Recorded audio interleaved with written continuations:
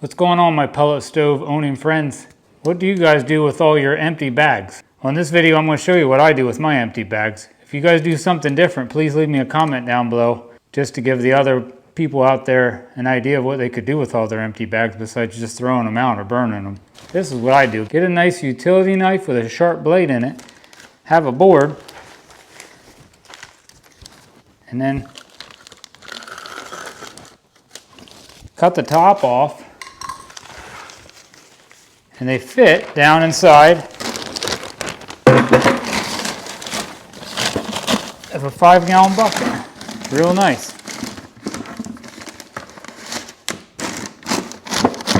I keep one in my laundry room and a couple out in my workshop, and they last all year long. And you can pull that out and either throw it in the garbage or you end up burning it anyway, but at least I'm using it. Well, if you like this idea, give me a thumbs up.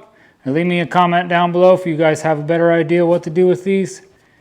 And please hit that subscribe button to help support my channel. And watch all my other videos on pellet stoves. I have a Harman P68. And even if you have a different pellet stove, there might be something on there that you like. I have a couple other videos on all the tools I use. And there's one on there on pellet stoves and wood stoves.